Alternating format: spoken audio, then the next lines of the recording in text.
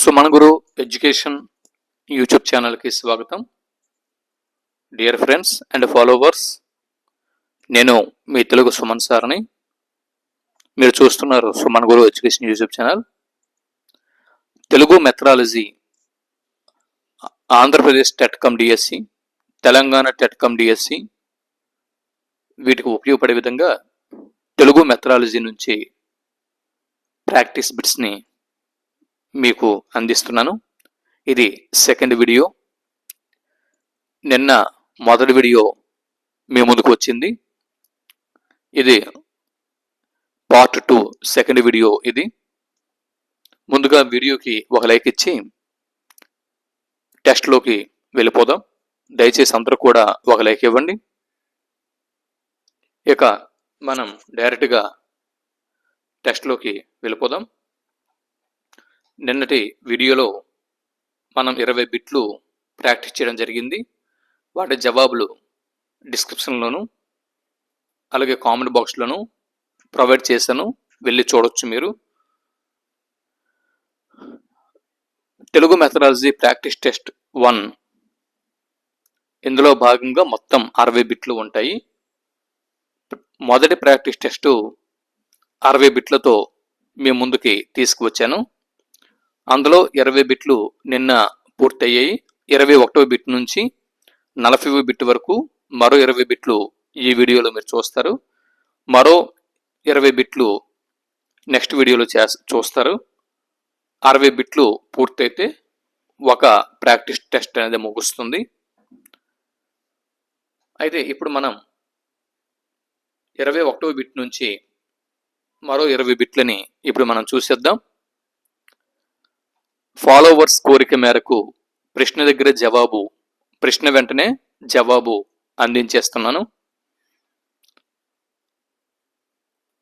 ఇక 21వ బిట్ని ఇక్కడ మీరు చూడొచ్చు. Language is the dress of thought. Language is the dress of thought అంటే భాష ఆలోచనలకు ఆకృతి అని పేర్కొన్నవారు, భాషను గురించి పేర్కొన్నవారు క్రింది వారిలో ఎవరు? Johnson, Rabindranath Tagore, Max Muller, Shri Ramachandra Varma. సరైన జవాబును గుర్తించండి. Language is the dress of thought, భాష ఆలోచనలకు ఆకృతి అని పేర్కొన్నవారు ఎవరు? జవాబు ఆప్షన్ 1 జాన్సన్ సరైనటువంటి జవాబు. 22వ బిట్ని ఇప్పుడు మనం చూస్తున్నాం. 22వ బిట్టు సంభాషణల ద్వారా విద్యార్థుల్లో ఏ సామర్థ్యాన్ని ఉపాధ్యాయుడు గుర్తిస్తాడు? సంభాషణల ద్వారా విద్యార్థుల్లో ఏ భాష లేదా ఏ సామర్థ్యాన్ని ఉపాధ్యాయుడు గుర్తిస్తాడు? శ్రవణమా, భాషణమా, లేఖనమా, వచనమా? సరైన జవాబును గుర్తించండి.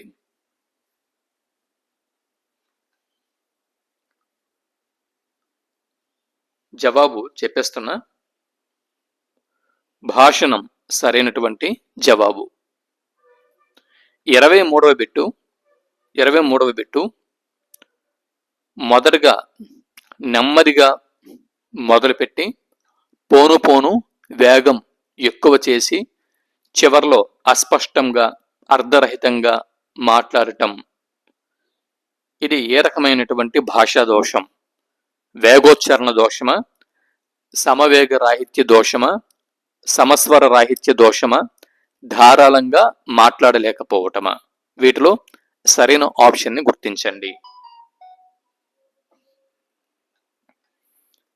జవాబు ఆప్షన్ 2 సమవేగ రాహిత్య దోషం సరైనటువంటి జవాబు.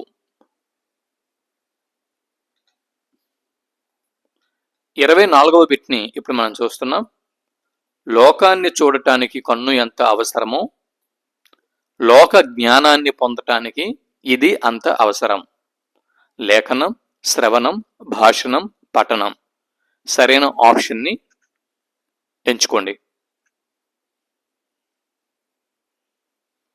లోకాన్ని చూడటానికి కన్ను ఎంత అవసరమో లోక జ్ఞానాన్ని పొందటానికి ఇది అంత అవసరం. జవాబు ఆప్షన్ 4 పఠనం సరైనటువంటి జవాబు. 25వ బిట్ని ఇప్పుడు మనం చూస్తున్నాం. ఒక నికషను అనేక సార్లు నిర్వహించిన ఒకే ఫలితాన్ని ఇస్తూ ఉంటే అందులో ఏ లక్షణం ఉన్నట్లు? సప్రమాణత, వస్తువాశ్రయత, విశ్వసనీయత, విచక్షణ శక్తి. ఈ నాలుగింట్లో సరైన సమాధానం ఏమీ ఉంటుంది?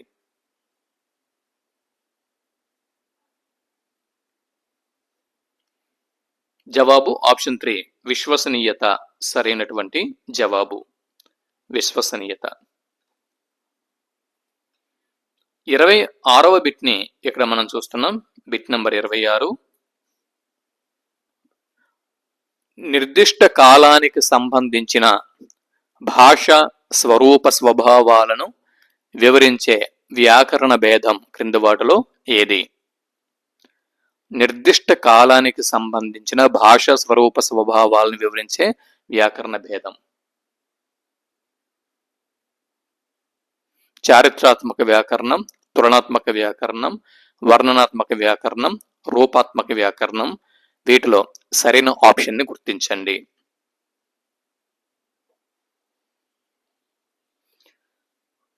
ఆప్షన్ 3 వర్ణనాత్మక వ్యాకరణం సరైనటువంటి జవాబు.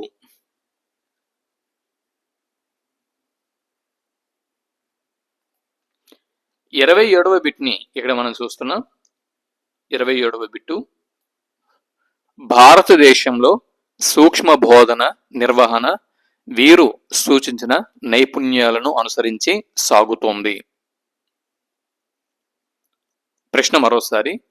భారతదేశంలో సూక్ష్మ బోధన నిర్వహణ అనేది వీరు సూచించిన నైపుణ్యాలను అనుసరించి సాగుతోంది. BK Passi, Herbert, John Adams, Humayun Kabir. వీటిలో సరైన ఆప్షన్ని గుర్తించండి.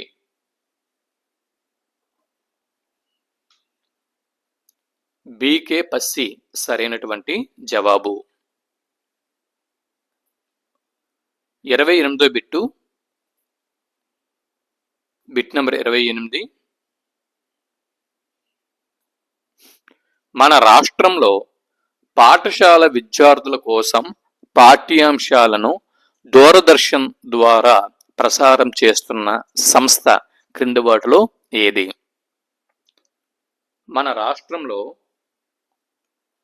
పాఠశాల విద్యార్థుల కోసం పాఠ్యాంశాలను దూరదర్శన్ ద్వారా ప్రసారం చేస్తున్న సంస్థ క్రింది వాటిలో ఏది? జవాబు ఆప్షన్ 2 రాష్ట్ర విద్యా సాంకేతిక సంస్థ సరైనటువంటి జవాబు. 29వ బిట్టు ఇక్కడ మనం చూస్తున్నాం. పాఠ్య పుస్తకం బాహ్య లక్షణం కానిది క్రింది వాటిలో ఏది? పాఠ్య పుస్తకం యొక్క బాహ్య లక్షణం కానిది ఏది? జవాబు ఆప్షన్ 4 భాష సరైనటువంటి జవాబు. 30వ బిట్టు బిట్ నెంబర్ 30.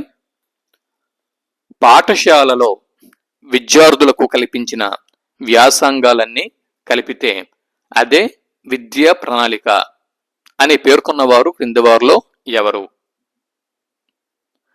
పాఠశాలలో విద్యార్థులకు కల్పించిన వ్యాసంగాలు అన్నీ కలిపితే అదే విద్యా ప్రణాళిక అని పేర్కొన్నవారు క్రింది వారిలో ఎవరు? Cunningham, Vince, Albert, Blooms. వీరిలో సరైన ఆప్షన్ని గుర్తించండి. ఆప్షన్ 3 ఆల్బర్ట్ సరైనటువంటి జవాబు.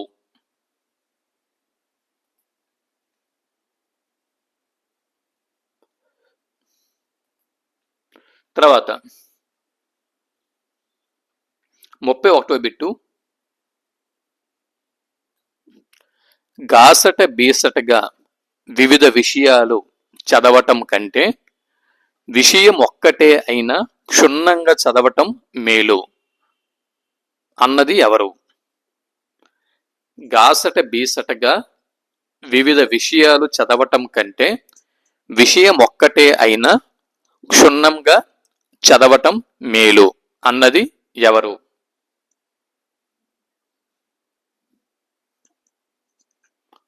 ఆప్షన్ 2 నాష్ సరైనటువంటి జవాబు.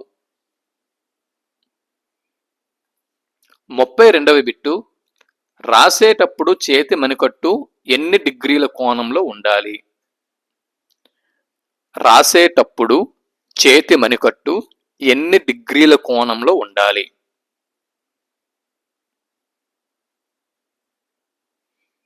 జవాబు ఆప్షన్ 3 42 డిగ్రీల కోణంలో ఉండాలి. 33వ బిట్టు, రాసేటప్పుడు అక్షరానికి మధ్య ఉండాల్సిన వ్యవధానం పాటిస్తూ సమానత్వం కలిగి ఉండటంని ఏమంటారు? స్పష్టత, రీతి, భంగిమ, సమత. వీటిలో సరైన ఆప్షన్ని గుర్తించండి.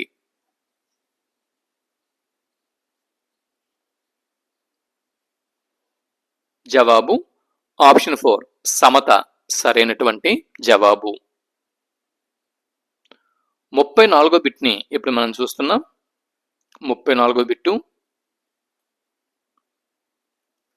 పలుకుతున్న శబ్దస్థానం కంటే చూస్తున్న శబ్దస్థానం ముందున్నప్పుడు దాన్ని ఏమంటారు? పలుకుతున్న శబ్దస్థానం కంటే చూస్తున్న శబ్దస్థానం ముందు ఉన్నప్పుడు దాన్ని ఏమంటారు?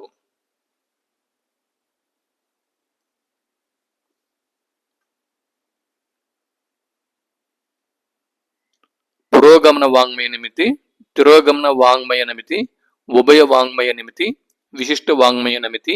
వీటిలో సరైన ఆప్షన్ ఏది? జవాబు ఆప్షన్ 1 పురోగమన వాంగ్మయ నిమితి సరైనటువంటి జవాబు.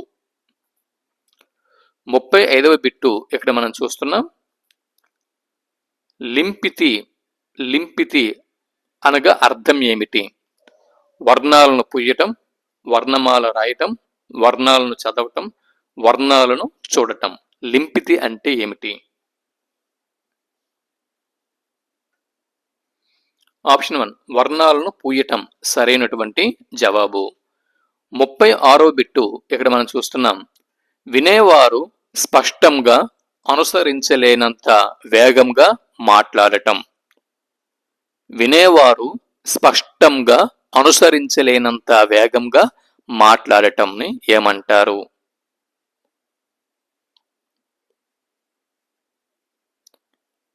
సమవేగ రాహిత్యం అంటారా? సమస్వర రాహిత్యం అంటారా? వేగోచ్చారణ అంటారా? తాళవీకరణం అంటారా?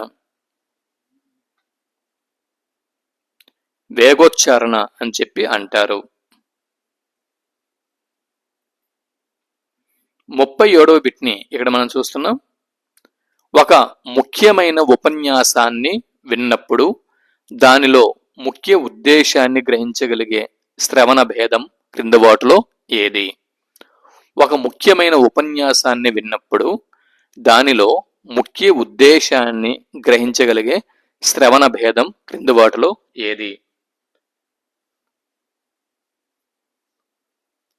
సూక్ష్మ భేద గ్రాహక శ్రవణం, ప్రశంసా శ్రవణం, విస్తార శ్రవణం, విమర్శనాత్మక శ్రవణం. వీటిలో సరైన ఆప్షన్ గుర్తించండి.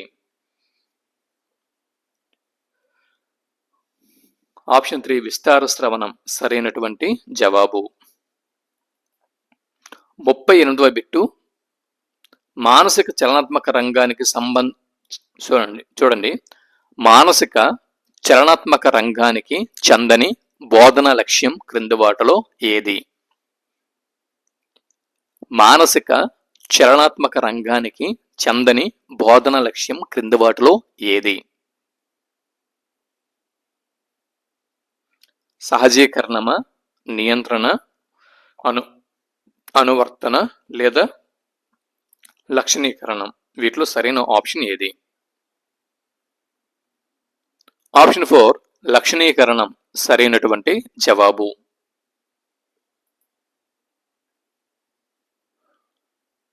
39వ బిట్ని ఇక్కడ మనం చూస్తున్నాం. లిఖిత రూపంలో ఉన్న అంశాన్ని వాగేంద్రియాల సహాయంతో తగిన వేగంతో తడబాటు లేకుండా స్పష్టంగా భావస్ఫోరకంగా పఠించడంని ఏమంటారు? ప్రకాశ పఠనం, విస్తార పఠనం, క్షుణ్ణ పఠనం, మౌన పఠనం. వీటిలో సరైన సమాధానం ఏది? లిఖిత రూపంలో ఉన్న అంశంని వాగేంద్రియాల సహాయంతో తగిన వేగంతో తడబాటు లేకుండా స్పష్టంగా భావస్ఫోరకంగా పఠనం చేయటంని ప్రకాశ పఠనం అంటారు. ఆప్షన్ 1 సరైనటువంటి జవాబు.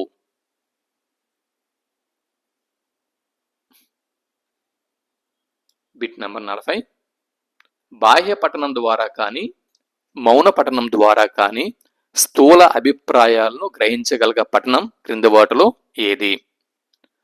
బాహ్య పఠనం ద్వారా గాని మౌన పఠనం ద్వారా గాని స్థూల అభిప్రాయాలను గ్రహించగల పఠనం క్రింది వాటిలో ఏది? జవాబు ఆప్షన్ 2 విస్తార పఠనం సరైనటువంటి జవాబు. ఈ వీడియోలో మరో 20 బిట్లను పూర్తి చేసుకున్నాం. ఇక్కడతో 40 బిట్లు పూర్తయ్యాయి. చూడొచ్చు, వీటికి సంబంధించిన జవాబులు ఇక్కడ మీకు ఉన్నాయి. మరో 20 బిట్లు 60 బిట్ల వరకు పూర్తయిపోతే తెలుగు మెథడాలజీ టెస్ట్ 1 మనం ప్రాక్టీస్ టెస్ట్ 1 పూర్తి చేసుకునే వాళ్ళం అవుతాం.